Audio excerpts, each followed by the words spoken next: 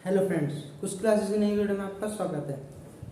आज हमारा टॉपिक है क्लास 10th का चैप्टर हमने जो स्टार्ट किया था परावर्तन तथा अपवर्तन प्रकाश का। उसमें आज हमारा टॉपिक आएगा परावर्तन के नियम। पिछली वीडियो में परावर्तन क्या होता है इस बारे में जान चुके थे। आज इस वीडियो में परावर्तन के नियम के बारे में पढ़ेंगे कि परावर्तन के नियम क्या होते हैं। ठीक, अब बात आती है परावर्तन की। सबसे पहले हम परावर्तन को मोटा मोटा देख लेते हैं कि परावर्तन होता क्या है, जो हमने पिछली वीडियो में पढ़ा।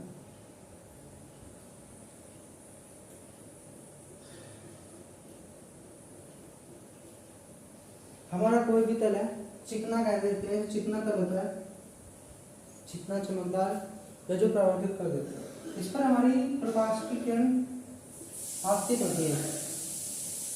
कोई भी प्रकाश की किरण जब आपतित होती है चिकने सतह से, जो हमारा चिकना तल होता है, इससे टकराकर परावर्तित हो जाती है।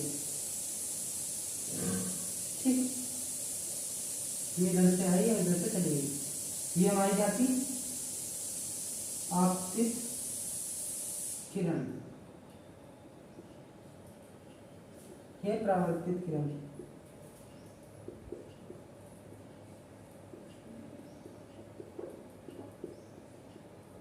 ठीक, अब अगर हम इस तल पर कोई एक अभिलंब डालें, ये जो 90 डिग्री का एंगल बनाएगा इस तल से, ये था हमारा अभिलंब।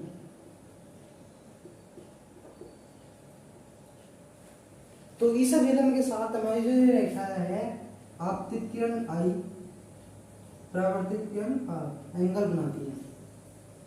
ये हुई हमारी परावर्तन की बात कि जब कोई आपतित किरण इस चमकदार सतह पर गिरती है या आती है तो वह टकराकर परावर्तित हो जाती है। इसे ही आप परावर्तन कहते हैं प्रकाश का। लेकिन अब आप बात आती है हमें प्रकाश के परावर्तन के नियम। तो इसके दो नियम आते हैं हमारे। सबसे पहला नियम आता है कि जो हमारा ये तल, अभिलंब, आपतित किरण और परावर्तित किरण है वो एक ही तल में आती है हमारी प्लेन में। ठीक, जो हमारी आपतित किरण है, अभिलंब है, परावर्तित किरण है, वो एक ही तल में आएगी। ठीक, ये बात है हमारे पहले नियम की। एक ही तल का मतलब है कि जैसे हमारी कोई भी, ये हमारी अभिलंब हो गया, ठीक, ये अभिलंब है, इस पर हमारी आपतित किरण आई, इधर से परावर्तित आई, तो ये तीनों एक ही तल में आएंगी, एक ही प्लेन पर है बोर्ड पर। तो इसका ये है इसका मतलब कि आपतित किरण तो यही हमारी, परावर्तित किरण ये रही, अभिलंब ये तीनों एक ही तल में हमारे इस बोर्ड पर है। तो यही हमारा है पहला नियम कि परावर्तन के जो पहला नियम है कि आपतित किरण, अभिलंब और परावर्तित किरण तीनों एक ही तल में होते हैं। ठीक, दूसरा नियम कि जो आपतित किरण होती है अभिलंब के साथ जो कोण बनाती है तथा परावर्तित किरण अभिलंब के साथ जो कोण बनाती है वो दोनों बराबर होते हैं हमारे, I = R। ठीक, ये बात है हमारी, ये बात हुई परावर्तन के नियम की। ठीक, परावर्तन। अब एक अलग टॉपिक आता है प्रकाश की उत्कर्मण्यता कि प्रॉपर उत्कर्मण यानी कि रिवर्सेबल प्रॉपर्टी, वो देखते हैं। तो एक समझने वाला टॉपिक है कि प्रकाश की उत्कर्मण्यता यानी कि रिवर्सिबिलिटी क्या है। जो हमारी लाइट रे होती है उनकी रिवर्सिबिलिटी का प्रोसेस क्या है। अभी हमने जो डायग्राम किया था सेम उसी में हम समझ लेंगे से कि एक सतह है, ठीक, एक और सतह ली हमने,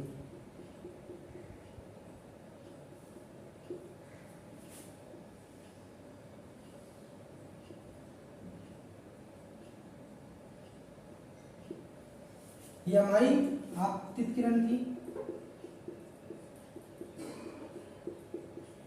ये एंगल I था, ये एंगल R था, ये परावर्तित किरण।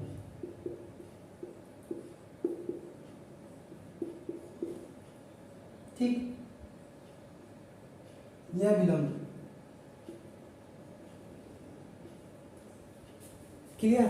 अब इस पर हम ये लेते हैं, ये हमने लिया एक अभिलंब,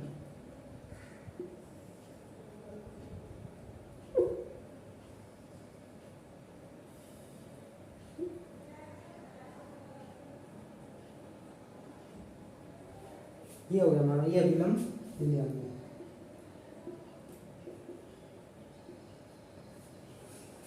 अब जो हमारी रिवर्सिबिलिटी होती है लाइट की, वो होती है कि लाइट जिस माध्यम से, जिस रास्ते मार्ग से जा रही है, अगर उसी मार्ग में वापस आ रही है उसी तरह सेम उसी मार्ग से, तो ये हमारी रिवर्सिबिलिटी रहता है, यानी कि उत्क्रमणीयता कि उत्क्रमणीय है प्रकाश। अब यहाँ पर हमने देखा कि आपतित किरण आपतित हो रही है आपतन बिंदु पर, परावर्तित हो रही है टकराने के बाद, एंगल आई और आर बना रही है। अभी हमने परावर्तन के नियम से पढ़ा कि आई और आर इक्वल होते हैं, ठीक। अब हमारे आई आर इक्वल हैं तो हम इसे आर लिख सकते हैं और इसे आई लिख सकते हैं, लिख सकते हैं। ये हमने लिख दिया आर, ये लिख दिया आई, क्योंकि दोनों इक्वल है तो हम चेंज कर सकते हैं, क्लियर।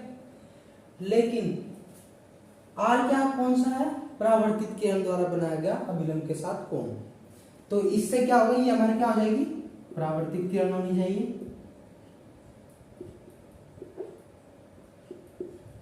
ठीक है। और ये आई आपतित किरण का अभिलंब के साथ बनाया गया कोण, तो इससे हमारी ये कौन सी होनी चाहिए, आपतित किरण।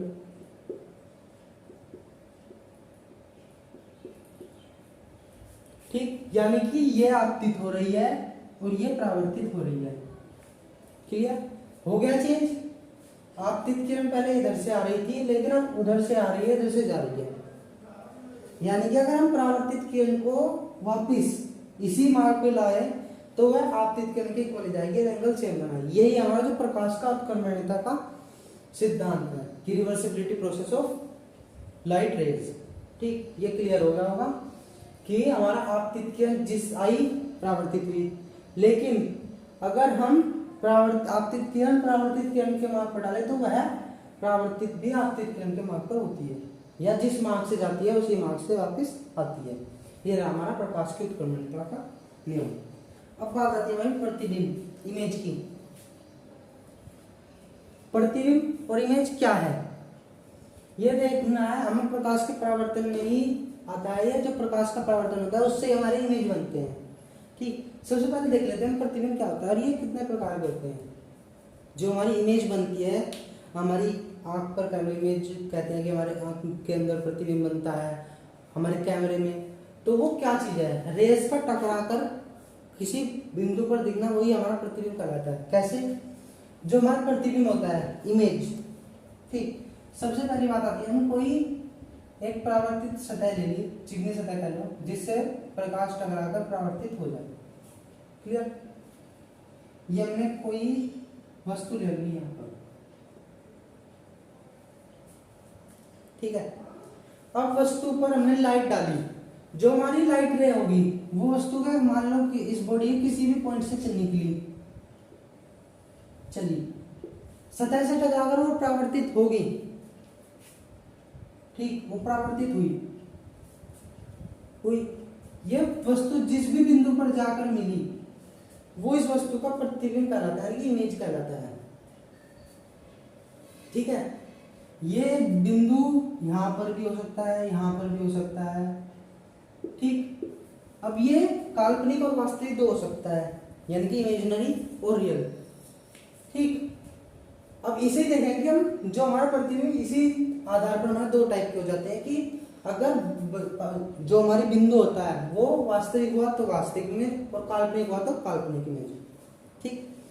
देख लेते हैं कि प्रतिबिंब और इमेज होता क्या है, ठीक। ये क्लियर होगा कि किसी बिंदु से प्रकाश किरण चलती है और परावर्तन के पश्चात जिस बिंदु पर टकराती है वो वस्तु का प्रतिबिंब कहलाता है, ठीक। यही हमारी डेफिनेशन है। देखिए प्रतिबिंब इमेज, यदि प्रकाश की किरण वस्तु के किसी बिंदु से चलकर परावर्तन के पश्चात किसी दूसरे बिंदु पर जाकर मिलती है अथवा किसी दूसरे बिंदु से आती हुई प्रतीत होती है तो इसे दूसरे बिंदु को पहले बिंदु का प्रतिबिंब कहते हैं,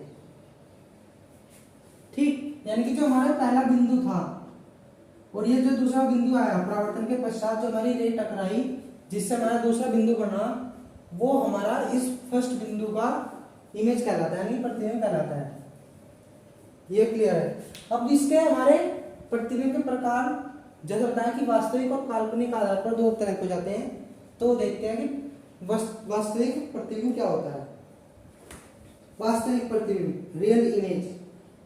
यदि किसी बिंदु वस्तु से चलने वाली किरण परावर्तन के पश्चात किसी दूसरे बिंदु पर वास्तव में मिलती है तो इस बिंदु को वस्तु का वास्तविक प्रतिबिंब कहते हैं। ठीक, आभासी प्रतिबिंब। अब आता है वर्चुअल इमेज।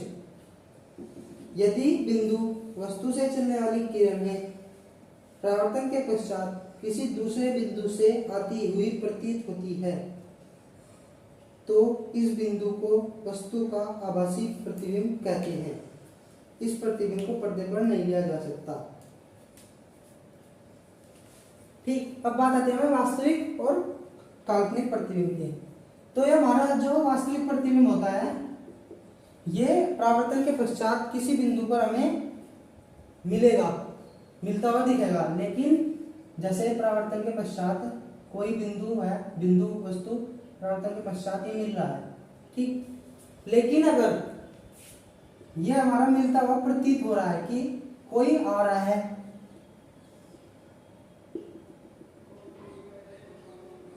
ये इतने ज्यादा रिफ्लेक्टेड हो गई कि कहीं भी मिलेगा, तो इसे हम पीछे ले लेते हैं काल्पनिक, यानी कि तो जो मिलता हुआ प्रतीत होता है हमारा बनता है आभासी प्रतिबिंब। इसे हम पर्दे पर नहीं ले सकते हैं, पर्दे पर लिया जा सकता है।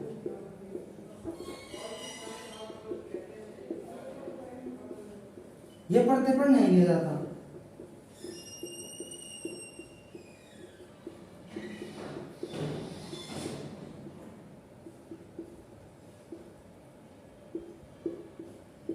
ये बात है हमारी इमेज की कि जो हमारा रियल और इमेजिनरी इमेज होता है उनके बारे में क्या है।